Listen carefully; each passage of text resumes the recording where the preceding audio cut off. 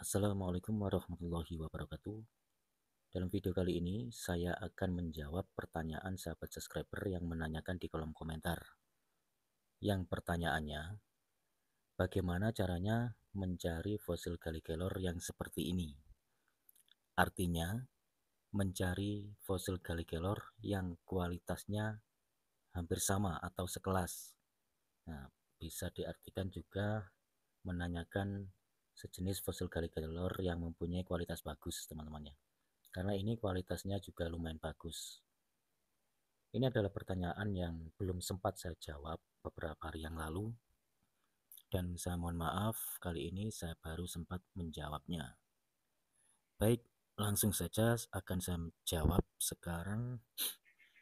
Untuk mendapatkan fosil Gallikelor yang kualitasnya bagus, atau dalam pertanyaannya yang seperti ini, itu tidak bisa dibilang mudah, namun juga tidak bisa dibilang sulit. Dikarenakan segala sesuatu juga ada yang namanya faktor jodoh. Yang pertama, terus yang kedua, tentunya kita harus mengetahui jenis kualitas fosil Gallikelor yang baik itu yang bagaimana. Karena untuk jenis fosil Gallikelor yang bagus, itu memang kita jarang menjumpainya. Kadang dalam satu bongkahan, jika diasah, katakanlah diasah menjadi 10 biji, ibaratnya begitu. Mungkin yang ketemu yang berkualitas bagus itu biasanya ada 2, 3, atau 5, dan tidak mungkin semuanya bagus karena dalam satu bongkahan itu dari setiap sisi mempunyai motif yang berbeda, mempunyai kekerasan yang mungkin juga ada sedikit perbedaan dari tingkat kekerasannya, mempunyai termasuk bagian serat juga ada sedikit perbedaan, sehingga kualitasnya dalam satu bongkahan itu pasti ada perbedaannya gitu. Dan untuk melihat fosil Gallikelor yang bagus, ini sebenarnya sudah sering saya ulas beberapa minggu yang lalu, termasuk dari segi warna, dari segi serat, dan dari segi ini kehalusannya. Bentar, ini kurang fokus ya sepertinya kameranya. Nah, ini sudah agak sedikit fokus. Ya, ini fosil Gallikelor, jika bagian seratnya itu semakin rapat, seratnya rapat, padat, nampak halus seperti batu alam yang bukan fosil. Meskipun fosil, kalau seratnya padat, itu terkesan seperti batu, dan seratnya juga agak sedikit samar. Artinya seratnya cukup padat dan halus, sehingga seratnya baru kelihatan jika kita melihat dari dekat secara detail, secara langsung. Begitu teman-teman. Dan untuk jenis kualitas yang kurang bagus, biasanya ini saya fokuskan lagi. Nah, biasanya bagian serat itu nampak jelas sekali, yang seratnya terlihat jelas, kurang halus dan kurang padat. Itu biasanya terdapat pada fosil Gallikelor yang setengah memfosil, belum 100% membatu, atau 50% dalam keadaan memfosil ya. Terus yang kedua, biasanya terdapat pada fosil Gallikelor yang meskipun sudah 100% membatu, tapi memang kualitasnya ternyata memang kualitas kurang baik atau kurang bagus. Sehingga ada bagian tertentu yang sedikit rapuh juga, ada juga bagian tertentu yang seratnya sangat kelihatan jelas. Nah, bisa dikatakan seperti motif. Tapi kalau diibaratkan motif tidak, teman-teman ya. Karena motif itu menurut saya adalah sebuah seni alami yang mempunyai nilai seni tersendiri. Sehingga di dalam motif pun itu sebenarnya juga ada energi-energi yang tersimpan tersendiri. Karena setiap bentuk, setiap model, setiap warna dari benda apapun itu ada himpunan energi yang tidak kasat mata, yaitu energi alami.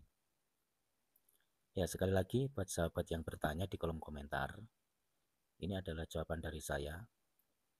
Namun ada juga yang melihatnya, buat sahabat-sahabat yang sudah peka merasakan getaran energi, itu biasanya menggunakan rasa. selain dilihat dari segi materialnya atau fisiknya, fisik fosil Gallikelor, itu juga dipegang. Nah, saat memegang itu selalu menggunakan rasa, sehingga kepekaan batinnya itu mampu menangkap sinyal energi yang terdapat pada fosil Gallikelor yang dipilihnya, gitu. Namun itu tidaklah mudah teman-teman ya, jika kita menggunakan kepekaan-kepekaan indera keenam. Sebaiknya buat sahabat-sahabat yang masih pemula, yaitu memilih fosil kelor yang saya sebutkan tadi, yang terlihat bagian seratnya cukup rapat, padat, dan seratnya sangat halus sekali, sehingga tidak terlalu tampak jelas, tidak terlalu terlihat jelas. Ini coba flashnya saya nyalakan biar lebih jelas lagi lah. Ini ibaratnya begini, saya fokuskan lagi. Nah, ini sudah fokus. Ini kan seperti batu. Nah, ya memang ini sudah membatu, menjadi batu. Maksudnya berasal dari fosil galih. Oh maaf ya, berasal dari galih kelor yang sudah membatu. Ini kan tidak terlihat jelas bagian seratnya, hampir seperti batu alam, atau bisa dikatakan hampir seperti batu badar besi. Padahal ini fosil galih kelor. Itu yang satu. Nah, ini termasuk kualitas yang bagian sini. Menurut saya ini juga sudah bagus. Nah, yang ini juga sudah bagus karena bagian seratnya ini sudah tampak halus sekali dan sedikit padat meskipun masih kelihatan jelas begini. Ini bagian bawah. Terus ini yang lebih bagus lagi. Diibaratkan kalau diurutkan, ini yang nomor satu, ini yang nomor dua. Gitu teman-teman. Bukan berarti ini kualitas terbaik, bukan.